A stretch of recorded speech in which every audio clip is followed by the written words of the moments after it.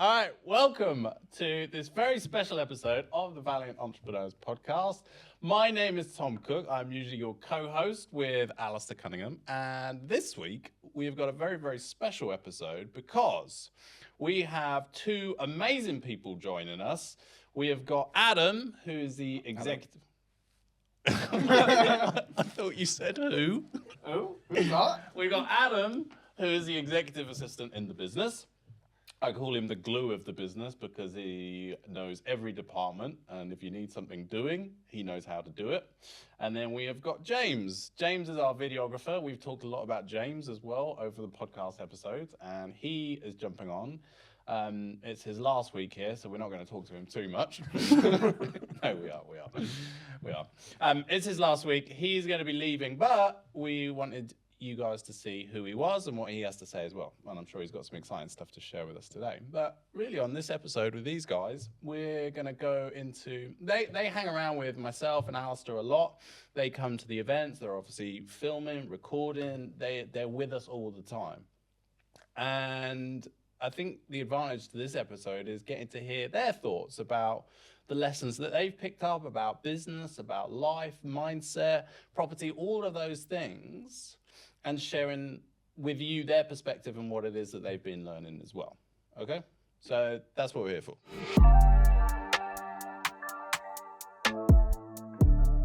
Guys, welcome. Thanks for jumping on. Yeah, thank you. So, Looking forward to it. yeah, we'll have a See if laugh. it's our first. It's going to be our last one, but whatever. I've asked you before and you said, I said, do you want to do a podcast? And you went, no. Yeah, that sounds And- fair. And and then then we today take- it was like, let's go. Yeah, we tabled this idea and then Adam went, yes, I'm in. And me and James were like, really? Yeah. So sometimes you don't get opportunities like that another time. So sometimes you have to just take it. Well, true. We were never going to ask you ever again. Oh damn! We could have got out of it. That's true. No, it's good to hear it. So, I think my question to you, I like Adam, you first, because you knew Alasdair originally, and you started coming to the events, didn't you? You were a Yeah. student originally. That's Tell how I everybody met about that. Tell everybody that process. Yeah, that's actually how I met Al. Got introduced to him and got to know him. I came to several of his training sessions. I came to some of his sourcing training. I came to Tell the World. I did sales training with him. Yeah. And over the time I started getting to know him. And then I don't think Al actually knows this. But Al phoned me on my birthday Yeah. to be like, I've got an opportunity for you. Do you want it? And I just said yes straight away. I didn't even have to think about it. What was the opportunity? Come work with the team. Oh, nice. Yeah. Did you tell him it was your birthday? No. You never do. No.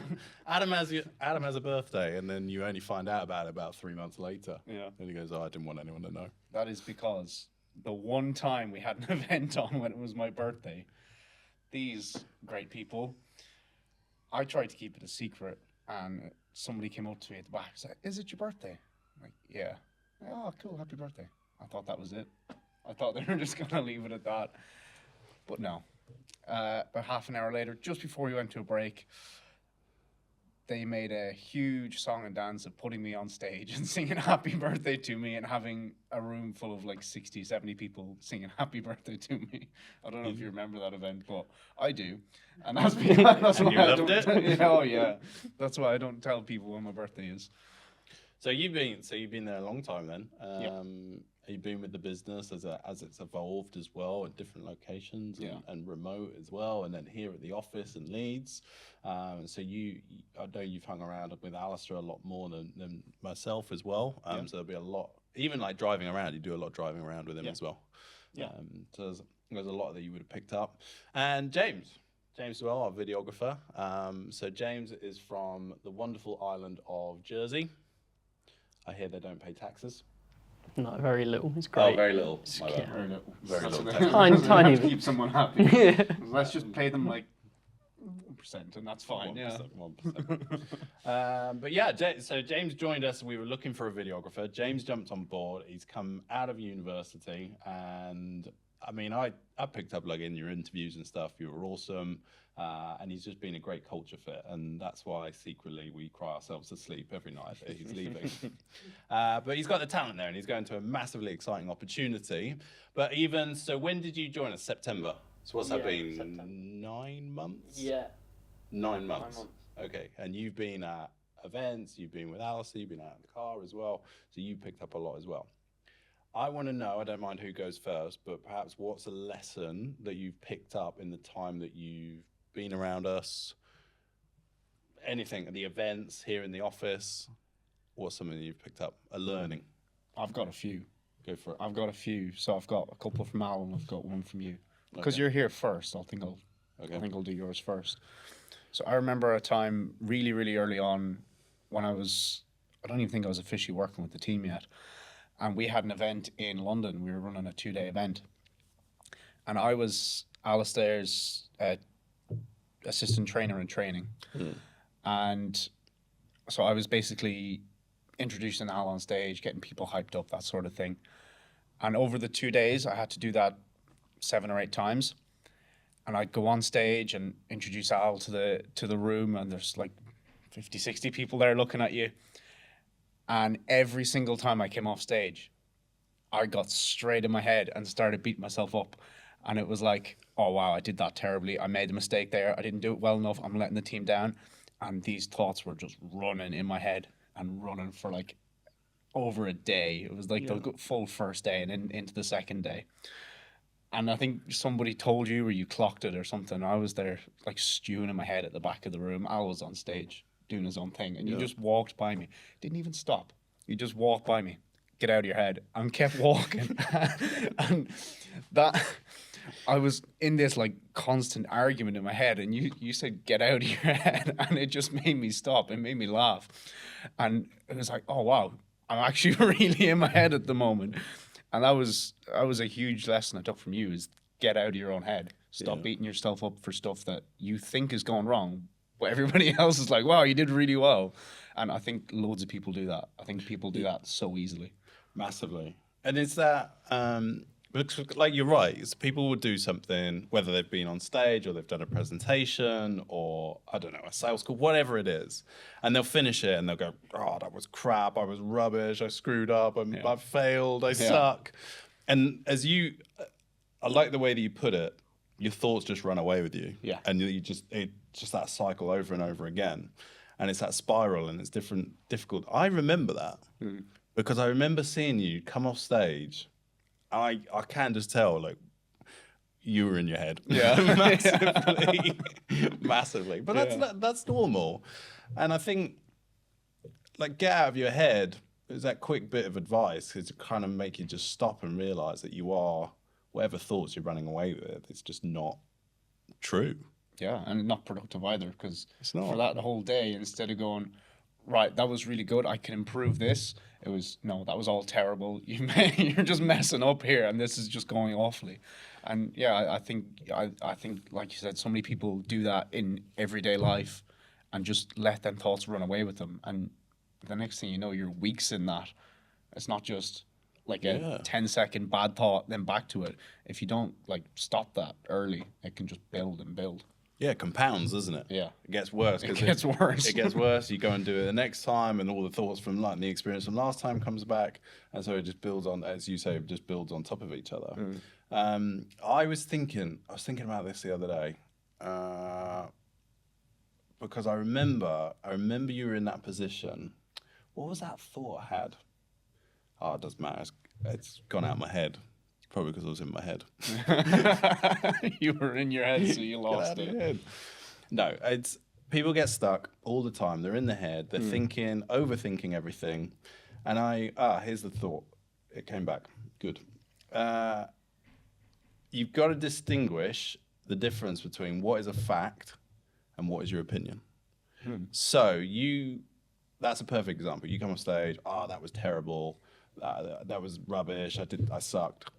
Is that a fact or is that your opinion? That was definitely my opinion. That's your opinion. Because everyone else was telling you how good you were doing. Yeah. And how great you were. Yeah, but you just refused to believe it. You You're like, no, refused you're to all believe wrong. it. That was terrible. But once you can step outside of that and look at it from an outsider's perspective, Yeah. you can start pulling positives away from it and get yourself away from that like negative headspace.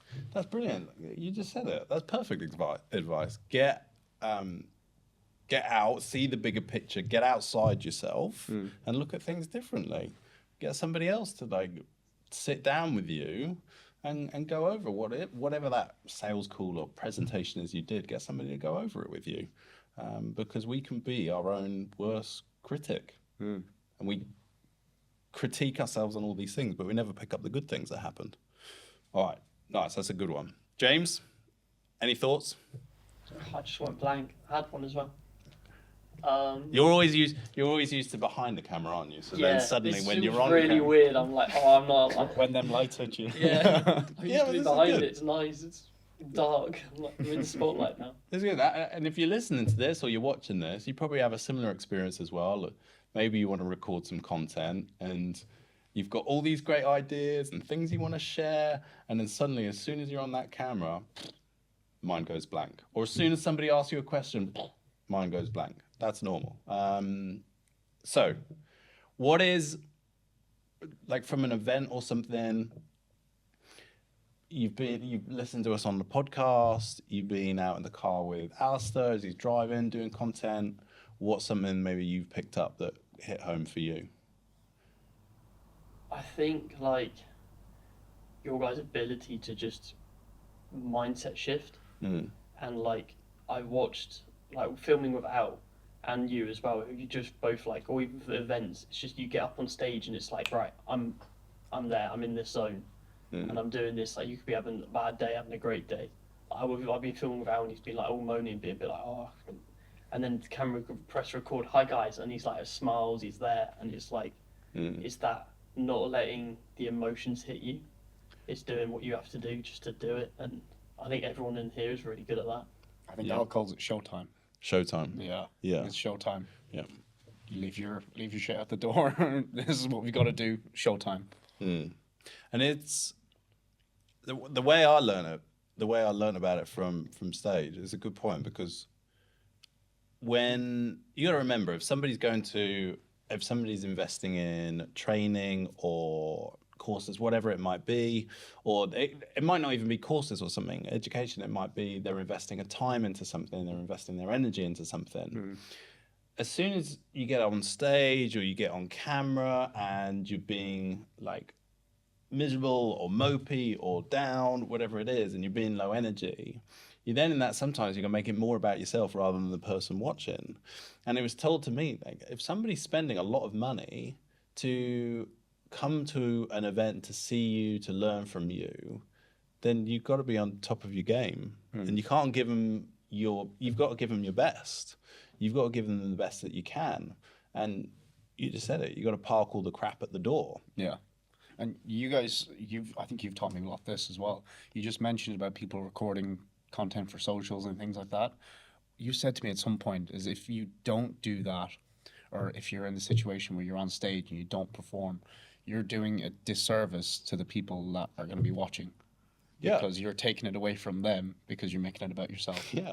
So in other words, if you're worried about doing videos on socials or whatever, but then you take yourself out of the game because you're worried about it, you're worried about filming or what people think, you're taking that opportunity to see your content away from somebody else who could actually really get a lot from it. They could bang on. They could benefit from it, but they can't know about it. They can't learn from it if they don't see it, if it's not out there. I remember I was supporting one of my mentors once on an event, and he was ill. I don't know, COVID, fever, whatever it was. And I was thinking, wow, like that's amazing that he feels so crap and he's still showing up. And we were talking about it. And he was like, yeah, I'm not well. I feel terrible. I feel awful. And then he just went, but the participants don't care, do they? And he was like, they've come to learn something and they want to leave this event learning whatever it is. And he was like, it's my job to teach them and help them. Yeah. And that's the thought process. Now, it doesn't mean that you can't have times to feel down or ignore your emotions or when you feel crappy. But there's a plan for them. So what I mean by that is if you're going to do a presentation, give it your best, park that crap at the door, just dig deep, draw on every reserve that you have emotionally and energetically to get it done and do your very best. And then afterwards, you know what?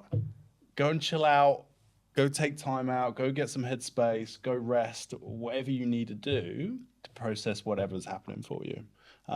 So that's a good one. That's a really good one. And I think that for anybody listening or watching, if you can get yourself into a place where you can be resilient, I picked this up the other day as somebody was saying,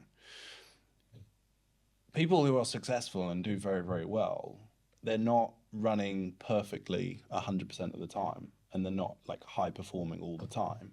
What they're able to do is they're able to bounce back really quickly. Yeah.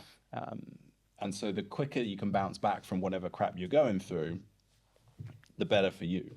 Because it's gonna happen. You're gonna fall off the wagon, or you're gonna have a crappy day where you feel like shit. That's normal. How quickly can you get yourself back on track? So nice. I like that. Any others? I mean, what else from Alasdair? I think you said you had a couple as well. Yeah, the first like huge lesson that comes to mind when I think of Al is the time he brought us all to an auction where he bought a property. Oh yeah. I think that's such a brilliant one, because we're all at this auction and Al is the winning bidder for property, and he had to put deposit and fees down on the day, and I can't remember the exact number, but he needed to find like an extra like 140 grand to be able to buy the property. So it was 160, wasn't it? It was 160 Yeah, purchase, 160. yeah. So when you're at auction, you've got 28 days. That's it. And I remember as we were walking out, I think it was when we got into the car because we were going to an event. You said to Al, I was like, all right, so you've had your offer accepted on this essentially. What now? What are you gonna do? And Al just said, oh, we just have to find the money. So, Yeah. and that in itself was just the attitude of, okay, here's an opportunity. What do I need to go do to make that happen? Who do I need to speak to? Who's got my money? Yeah. And he did it. He started making phone calls. He did what he needed to do. And it was just that whole story of, if you decide you can do something and find a way of doing it, you can achieve a lot. It was I remember that. He was very intentional about it. Because I thought he had the money. Yeah. I thought it was there. And he was ready to just go, boop. Tappy, 160 grand. Tappy, yeah. The tappy card. Yeah. I thought he was ready to go. And I can't remember what questions I asked. He was like, oh no, I don't have that money there. And I was like, oh, what are you going to do then? He just goes, I don't know, just figure it out. Figure it out, yeah. And like you said, he did. He did. He found the money. And I think that's been a very successful property for himself, Definitely. isn't it? But it would have been so easy for Alasdair in that moment to say, well, I don't have this 160 grand right now. Oh, that's me out. I'm done. I can't do anything. But instead, he was willing to, admittedly, take some risk, but he was willing to put himself in a position where he's like, okay, now I have an opportunity. Now I need to go make it happen. And I just loved that. I absolutely loved how he had the confidence in himself to back himself to do that. How he had the drive and motivation to be like, okay, let's just go do it and find a way of making it work. And it has worked. What from that, what do you think then is, for anybody watching or listening, what do you think is like the key thing that they need to remember if they find themselves in a similar situation? Back yourself. Nice. Back yourself. You can do a hell of a lot more than you think you can do. Yeah. I'd say back yourself. Is that the same as trust yourself? Yeah, of course. Yeah. Trust Back yourself. yourself, Trust your ability. Have confidence in yourself to go out there and do stuff. And so it mightn't always work. Sometimes you might fail. But as long as you can learn something from that and apply that lesson later on and not take yourself out of the game, then you'll be very successful in whatever endeavors and opportunities you find yourself in. Nice. You heard it here from Sensei Adam Brown. No, it's true. Back yourself. You know, you said it beautifully. You have more ability than you realize. You can do so much more than you realize. And that's like all of us. That's you watching and listening. You can do so much more than you think. And that moment of just backing yourself, just trusting in yourself and your abilities and what you have and your capabilities, you can do it. And what I liked from that situation, he was very intentional. And you could tell in like his demeanor and in his voice when he said, I don't know, figure it out. He was going to figure it out. Yeah. It wasn't like, I might figure it out. I'll try to find the money. I'll see what happens. It was like, I'll find it. I'll figure it out. And it's that intentional language which makes you more committed. And he wasn't just sat back waiting. I think in that car journey, he was starting to make calls, wasn't he, about how he could finance it. I can't remember the chap he was speaking to, but he was finding ways to bring the money in for it. And he was very intentional about it. His commitment was very high. So the more intentional you are about these things, the more committed you are. If you're using language like I'll try or I might, maybe. I mean, how often do we hear if somebody says, "Oh, I'll try to do that," and then it actually happens? Yeah, like it just doesn't. It doesn't. I'll try means I don't want it enough. Yeah, I don't want it enough, and as soon as the first challenge comes up, I'm going to give up anyway because then I can tell myself that I tried. Yeah, well, I think that's I think that's the difference between successful entrepreneurs and people who don't make it. Yep. Is because they've worked on themselves. They know not to say, I'll try or I might do. It's, here's the plan. Here's what we're doing. Let's go do it. And like I said, having that conviction to do that, it's not like airy-fairy. It's not like, oh, I might do that. Oh, that'd be nice. No, this is what I want. I'm going to get it. Yeah, I'm going after it. This is what's going to happen. Have you picked anything up like that, James? Like, as you've been around? Yeah, I remember. So I think it was you and me, we were walking to the post box to post the house book. Yeah. And you were like, I said something, I think it was as I was looking to move to Leeds.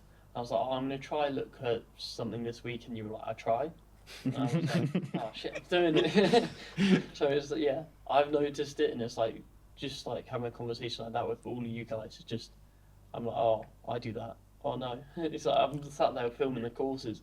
And I go, oh, okay, I do this. I need to change myself how I do that. That's good though, because you don't know what you don't know. Yeah. And we're so unconscious of the way that we speak and what we say. You probably wouldn't ever notice it until somebody pointed it out to you.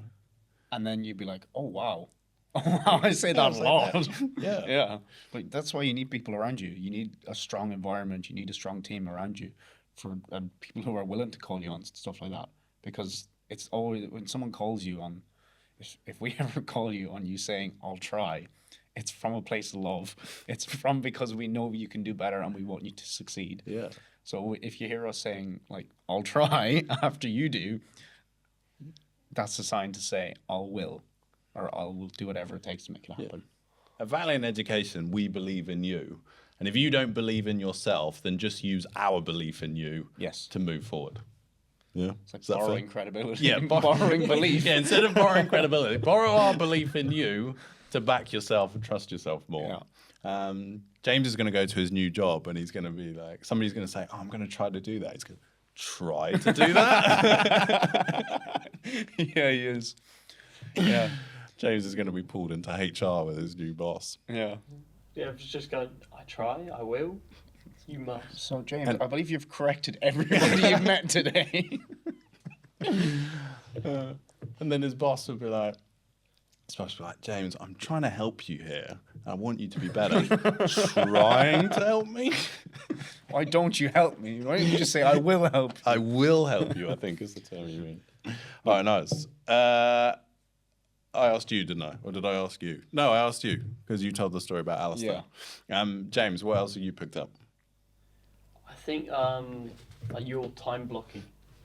My time blocking? Yeah. How you like your perfect week or your ideal week, as you put it, I think it was.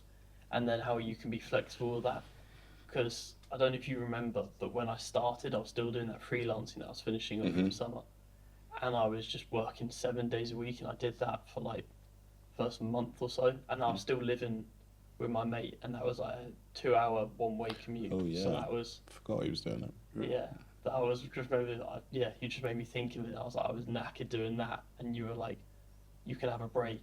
Just like how you time block breaks in and like don't have to just work. It's like that whole thing of, we've made so much content about it, but hustle culture. And it's like the whole thing of hustle. And I was so used to hearing that. And then you were like, no, take a break. Like, do something you enjoy. And it's like, yeah, just having that mindset shift of, yeah, I'm allowed a break now. I've put my time in to have this time now. Yeah. Yeah, I think you'll find yourself being more productive. Yeah. Overall anyway, because you're actually giving yourself that time to rest, to wind down, and then you've got the times ready to go on your diary for work, focused work. I know you schedule everything like that's gym time, because you know yourself. Yeah. That's when you're like, well, that's when I dip in the day, so I'll go to the gym and come back refreshed and ready to go again. And I think you'll end up getting more out of your day, and you'll be more productive if you fully implemented like a time management strategy in your diary. Yeah, and we always put in the diary appointments that we have or meetings that we have. So why don't we put in our diary the things that are important to us as well? Maybe it's date night, or maybe there's a hobby, or maybe you go to the gym. I don't know, whatever it is.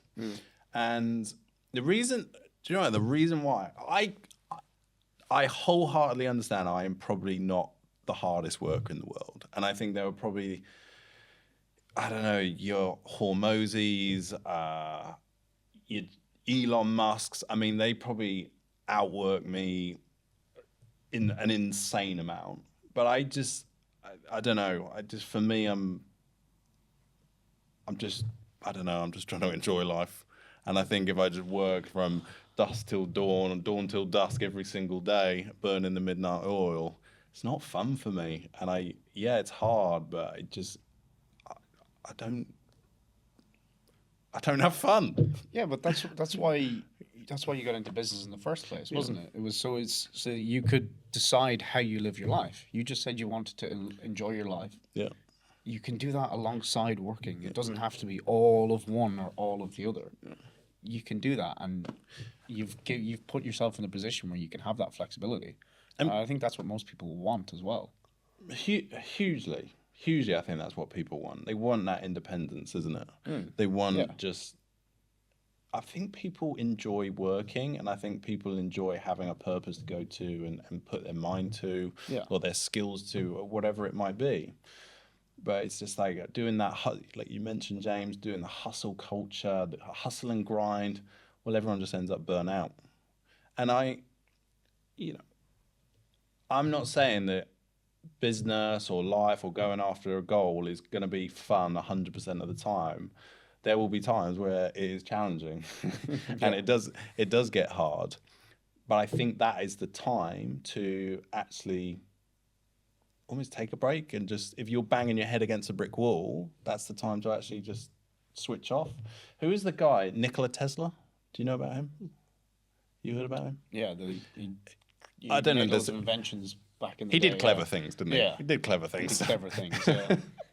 Yeah, so I remember reading a story. I wrote about it in my book, actually. So he was in a position, he had invented something, but he was stuck and he couldn't figure out how to get the next thing. And so Nikola Tesla went out for a walk just to clear his mind. And then he got this fresh idea, and he went back to his office, went back to his where he was putting his inventions together, and he figured out what he needed to do. And it was like, I can't remember what it's called. It was like a magnetic rotating coil or something. And that is now what is used in most of our electricity networks. And that came from an idea whilst he was out for a walk. And I'm so behind that because I was at the time banging my head against a brick wall. I didn't have a clue what I was doing. And it wasn't getting results or getting sales. And I went hiking for 5 days. Yeah, I remember that. It was heaven. You came back like a new man. And I made more money than I ever made before. Yeah. Happy days. So that's a good point, James. I think you meant like the perfect week or the ideal week. I call it the ideal week because, sometimes things come up. Things are unplanned. And you can't plan for them, but, you gotta schedule some time in for yourself to enjoy the journey and enjoy life. Life's for living. That's my view. Yeah. You agree? Yeah, not definitely. agree? That's where James comes in and goes, nope, don't agree. Absolutely not. No, they do say life's for a living, and the journey is where people get most enjoyment from it, and not the destination. Yeah. So yeah, I completely agree with that. Nice. I've got one more Go on. lesson story thing that I've come across in my time with Al and you, and it's particularly with Al. You're more careful, but it's Alasdair's mindset towards money. Mm. Al lets money flow, and he showed me a really powerful demonstration before of what happens when you hold your money tight. Yeah, you hold on to your money, but it also makes it nearly impossible for more money to land in your hands. And I've seen Al do this demo several times over the years, and it always hits me because the first time, I'll never forget the first time he did it, and it just completely changed my mindset then and there about money, and not holding on to stuff so tight. And one thing Al always says is that he thinks everything works out, and I think the exact same because of all of this, because of working with him, and I think the same about money. Money will come, money will go. Do you mean like everything will be okay? Is that what you mean? Yeah. Yeah, everything will be okay. Everything has a way of working itself out, and particularly with money. Yeah, some of you might be like struggling with money problems right now, but if you can, once, like we said earlier on, it's like step back, look at it from an outsider's perspective. Short term, yeah, things might be tough, but long term, they'll work itself out. Sometimes you might just have to change your mindset about money a bit, and I truly believe it'll work out. Yeah, beautiful. Just to paint that picture as well. So, if you're watching this, great. If you're listening, just to help you a little bit more. So, Adam was explaining. So, if you imagine, if you take a wad of cash, and you're scared of letting it go, or you're scared of losing it, right? You're gonna hold on to it so tight. Are you gonna lose any? No, right? Because you've got such a firm hold on it. But now imagine somebody else come along and try to put some money in your hand. They can't, because what he's saying, this is what Alasdair used to teach. They can't put any money in your hand because you're gripping the money you have so tightly. And in order for things to change, like money's got to flow. And so as soon as you open up your hand and you allow yourself to let some money go, to spend some money, you also allow the opportunity for money to come in as well. And as you rightly said, everything will be okay. My friend taught me that money's fluid. Yeah. And when Has to flow. Yeah. I kind of didn't understand it originally, and then I thought about it, and then I get it. And you're right, it has to flow. Cash flow, it has to be in flow. And then if there's somebody blocking up the system, they're not going to get any more money. So you're right, everything will be okay. If you lose some money or money disappears in whatever situation, it's okay. If you keep adding value, keep working towards your goal, that money will come back to you. Yeah, and I think when you get yourself to that situation where you're no longer like desperately trying to hold on to it, Yeah. you'll find a lot more opportunities coming your way anyway, and the money will grow, and your mindset will grow. You'll grow, but you have to allow that to happen first. Yeah. This isn't about now going to a casino and gambling all your money away and going, Tom, Adam, and James said that if I spend all my money, more money will come back to me. No, think of it like this. In business, it's about adding value. If you add value, if you invest in yourself, if you invest in other people, if you invest in your business, what ends up happening is money comes back to you. Yeah. Comes back round. Yeah, definitely. All right. James, I've got a question for you. Go on. Obviously, everything now, or a lot of stuff is online, social content, podcast, YouTube, all of that stuff, right? What do you think in people who are starting out on social media or they're starting out online, what do you think that they need to remember to deliver great content? But without overcomplicating it. Yeah. So don't be like, right, well, you've got to get yourself a really expensive sound deck and all of that stuff. Yeah, I think like people often really overthink it, and it's like you can just use it with your phone. So don't, like, I think it's really weird for me, but don't think about the tech. Think about the story. So you feeling all right? I'm like, I want all the fancy tech to do it. But I think just getting your message across in a genuine way, like what we're trying to do with your content, is just like it's very you. It's not trying to copy anyone else. It's just this is me, like me or hate me. Like this is what I have to offer. This is what I'm going to teach you, and just get yourself out there in that sense instead of trying to do like the trends and stuff. Because you, by the time you've done the trends, there's a new one on, and then you're behind already, and then you're already on the back foot. And you're constantly trying to learn new dance moves and new dance sequences to go viral on. Well, that's what you were doing in the office. Just crying like, I can do it. I can do great content. Now, to add to that, I would say, kind of coming back to what we said earlier on, though, it's not about you. It's about them. It's not about you. If you're worried about getting started on socials, just do it. And the first one's always the worst. When you post your first video, you could be like, wow, that was awful.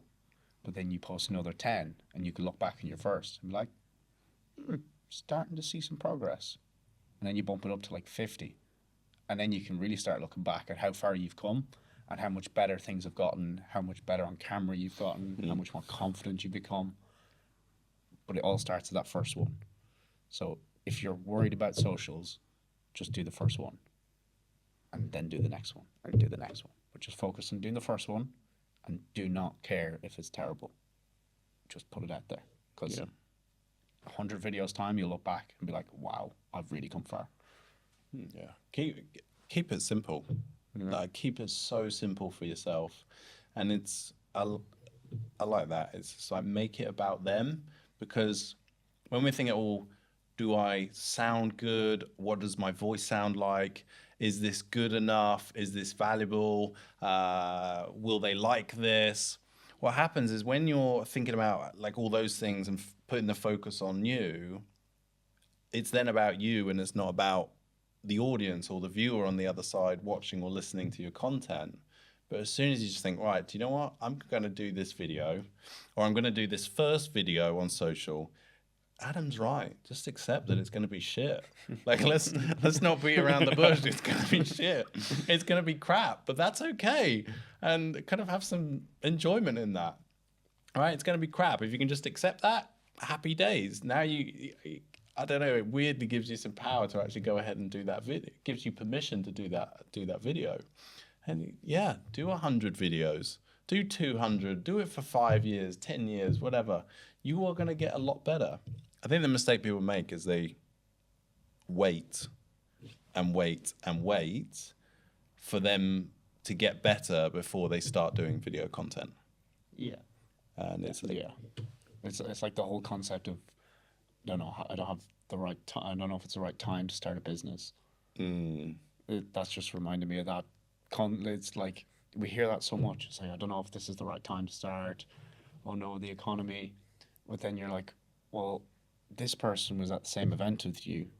They started, and now look at where they are. But you've wasted all this time in between where you could have been doing something. But instead you were like in your head doubting yourself, trying to find the right time, find the perfect time. There's no perfect time. Now is the perfect time. You remind me there because I remember Alasdair was teaching, and so Tom Eason. Oh, yeah. Yeah, Tom Eason, yeah. So Tom Eason has learned from Alasdair, done very, very well. Now partnered up with Freddie, both making a lot of money, delivering fantastic service. And I remember Alasdair got Tom to speak at an event and just talk about like the training and the journey and what he'd achieved. And there was a person, this was on Zoom, and there was a person then in the chat box who, as Tom was speaking, this person in the chat box wrote in and said, look, I remember meeting Tom 2 years ago at a networking event, and it's amazing how far he's come now and what he's achieved. And the sad bit about this comment is he then said, I'm still where I was 2 years ago, and I haven't moved any further. So it was a nice comment to Tom, and it kind of had a sad tone that this person hadn't moved forward and hadn't progressed, but it was good that they were aware of it. And I think it's that classic Tom started at the time. Tom started, 2 years ago. Took action. Probably messy in the beginning. I'm sure if we got Tom on here, he'd explain it was messy in the beginning. It was a bit all over the place, a bit chaotic. But then look where he is 2-3 years later. Yeah. Absolutely crushing it. And I think that's for everyone. Like even in your videography and what you're doing in the business, like we all start out and we're crap at it. Yeah. And then we get better. That's how it's supposed to be. I love the phrase "practice makes progress" because I don't believe in practice makes perfect. But No, it practice doesn't make makes perfect. progress. If you like the videos, like sales calls, like business, the first time will suck. But as you do it more, you will get better. You just have to stay dedicated and stay committed to push through the phases where you're like, this isn't going anywhere. You push through that. It's like the meme. The meme of someone digging for diamonds. Yeah. They stop right before they get there. I think so many people do that in business and in life. They give up just before they get it. Yeah, that breakthrough and they go, oh, this isn't working. I can't do this. And then they stop. Okay. You, Adam, you speak to the students a lot. You've been around them a lot. Because obviously you have those interactions with them as well through emails, through calls and stuff. What do you think? What's a common theme that you see that maybe some advice or something that you would like to give to everybody based on what it is that you see in people? So it might be a common mindset thing that comes up, or it might be a common business thing that comes up. I don't know. Yeah, I think coming back to what I said earlier on is back yourself. The people that you see doing really, really well are the ones that back themselves and then took what they've learned and started putting it into action instead of like going to loads of training events and doing courses and stuff and not doing anything with it. If you like, our training is fantastic, but if you're only going to watch it and not do it, like actually implement it, because it's training, it's not entertainment videos. Yeah. So unless you actually go out there and do it and just back yourself and don't give up, it won't work. But if you can just literally just adopt the mindset of, I'm making this happen for me and for my family, and I am going to do whatever it takes to get there, it will happen. You just have to keep going with it. And we can't tell them when it's going to happen. Like we don't know. Like we help speed up that journey. But it's for you to, if you commit to it and you don't stop, then you will get there. You will create that life. And actually, you're not actually that far from creating an incredible life. Because I think people that we speak to, they want to earn £3,000 or £5,000. They're not sat there going, I want to be a millionaire in the next 90 days. It's not what we teach either.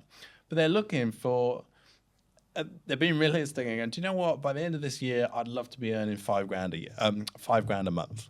Yeah. That's life changing for people. Huge change for people's lives. Massively, massively. And that's what we show. And you just commit to it. You just do what you need to do. Watch content and then implement. It's not about just watching and listening and being a passive learner. You've got to be an active learner. And that means taking in the information and then doing something with it. So when James tells you to go and do content and do it in a simple way and just start, don't just go, oh, that's a great idea from James, and then do nothing with it. Actually go and implement it. Go after this, after you've listened to this, go and record a piece of content, whatever that is for you. Go and do something. Go and take action what you learn from this podcast or the courses or whatever it is, the books. Take action on it, because that's what will advance you forward, and that's where you get a learning experience. All right, very nice. James, anything you want to add? Any last points? Is there anything that you're going to take into your new job that you've learned from this job? I think probably a lot about the mindset. Yeah. As much as we joked about it before that I try, Yeah. I probably will stick with that. Probably will. Probably. Just won't pull any others up on it. No, please do. Yeah. We've got to spread the word, right? Yeah. Okay. I will say, in the time that we've worked with you, we've seen you grow a lot. Yeah. I've seen you come out of your shell a lot, and you've become a lot more confident, a lot more outspoken, and I think that will massively serve you, especially in your next role and whatever else you go on to do in the future. And I think we've probably planted some seeds as well for avenues and directions you could go in the future as well. So I'm certainly looking forward to seeing your success in the future. I do think you'll do very well. But it's been great seeing you come out of your shell. Yeah, definitely. Yeah, I agree. I said, can you remember the interviews? I said, my wish is that for you leave this company if it ever happens. Didn't think it would happen that quick, but there we go. Yeah, when you leave, as soon as you twist that knob, right? As soon as you leave this company, we want you to be better than when you first entered the company, and you have been absolutely. Yeah, and I think you'll take a lot into your new job, but you'll learn a lot as well. And that's. Do you know what? Out of this whole learning situation, because I'll just be honest, like I wasn't expecting James to leave. And it was a bit of a shock, but do you know what? When he said it to me, it just sounded like such an amazing opportunity. And what I learned from it is people value learning. People value progress in their skills, and that's what James is going after. And he's going to have an incredible career. And so when Janet, who he's working with, goes, James, I'm going to try and get that stuff done for you. He's going to go, no, Janet, I want whatever it takes. You're going to do whatever it takes. You are going to do. Is that right? 100%. And so you're going to take that whatever it takes attitude into your new workplace. Nice. All right. I think we'll leave it there. Yeah. You guys, anything you want to add? No, Any final gems? Just be around the right environment. Have people around you that are willing to call you when it's a positive thing. I don't mean have your friends just calling you rude words. But no, you want people around you who are doing better than you, so that they can call you on the mistakes that you're making that you can't see. And when you have somebody around you like that, don't take offense when they call you on it. But then, just get around the right people, back yourself, and take action. Very nice. Oh, A gem. Go record the social video. yeah, get your phone out. Just make it.